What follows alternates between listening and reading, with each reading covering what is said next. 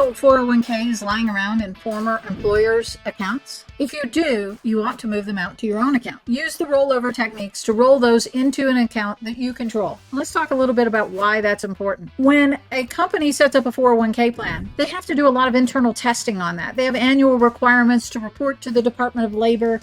They have a lot of administrative costs that go into working that 401k plan. And guess who pays for those administrative costs? The participants do. So let me give you a scenario. Let's say that in your 401k with your former company that you worked with, you invested in mutual fund ABC. And I had mine in my own IRA under my name, and I also invested in that same mutual fund. And we had the same amount of money to start. At the end of the year, we each get our statements. And we sit down to dinner and we compare them. Whose account balance is higher? Are they the same? I'll let you know a secret. They are not going to be the same. The one who is under the corporate plan will have made less money and have a lower balance than the person who has their own IRA under their own administration.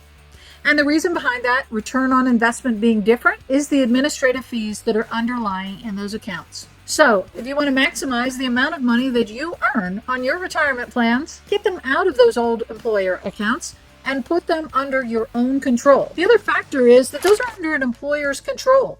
So if you need emergency access to it, if you need to do something to it, reallocate it, are you reviewing where that money is invested? Those things are going to be much more difficult to do under your old company's ties. Move all that money into one IRA or retirement account through your own business, have control over it, and do the allocation correctly. Work with a financial advisor to make sure that you are properly diversified for your risk tolerance and that you don't have 5 straggling accounts laying at different places and not knowing how bad your allocation is. You may be over allocated into some riskier things or into too many duplicate investments. So do yourself a favor, work with a financial advisor and get all of that money under one account that's under your own control.